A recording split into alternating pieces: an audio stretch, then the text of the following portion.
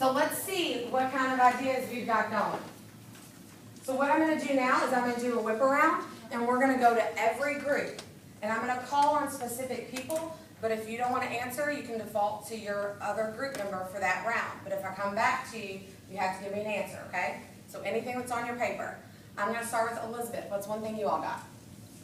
Okay, we said the circumference is pi times its diameter. Okay? Harsh. Find area of the triangle, a circle is pi r squared. Very good. Chris, what's something you all got? That has 360 degrees. Molly, what's something you all got? That it can be reflected or rotated over any diameter and still be symmetric. Looks like you all remembered your geometry well. Kids won't do that. They won't remember from 2 days ago. Okay? Melima, what's something you got? It's round. Perfect.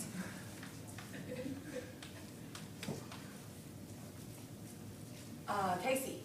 A point at which, or a line that touches it at just one point is tangent to it. Okay.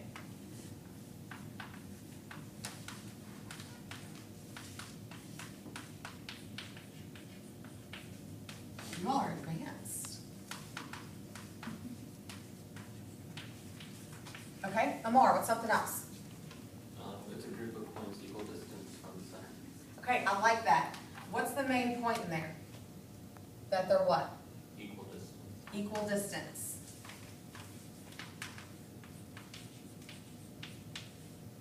Okay, I know a lot of you all have something other than words on there. And pretty much everybody has it on their paper. What am I looking for? Okay, that'll work. What's that?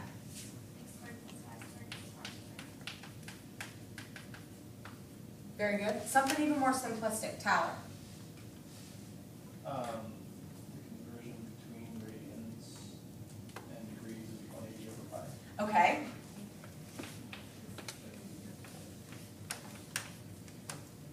Lori, what do you all have on your paper? It looks like this. Perfect, a drawing. Remember, we can always use a picture, okay? Now, what's something that I can label here in my circle? It's come up a couple of times. The radius, okay? What is the radius? Half the length of the diameter. What's the diameter? It's the line that goes from one edge of the circle to the other edge of the circle going through the center. Perfect. Okay, you guys have described a lot of good things. What has to be there, though, in order to find a radius or diameter? Your center. So you have to have that in order to have a circle. So make sure you include all of those portions.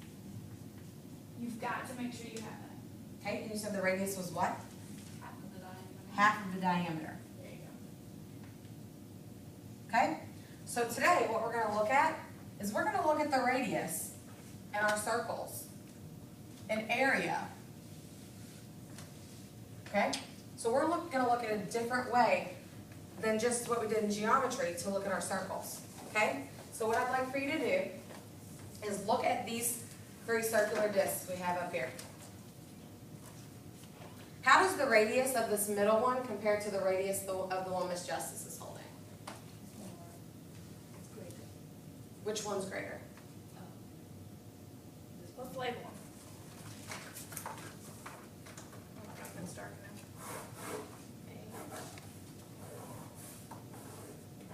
You got these? Yeah.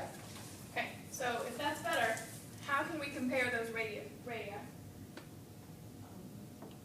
Measuring the length. Okay, we can measure them, very good. But what if we're just looking at them? Elizabeth, do you think A's radius is bigger or B's radius is bigger?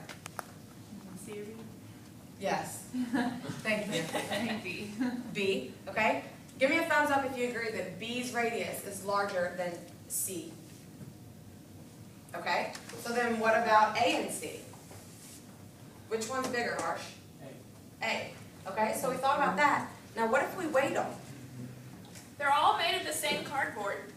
They're all made of the same thing. They're all the same width, if you want to examine that. she comes around with those.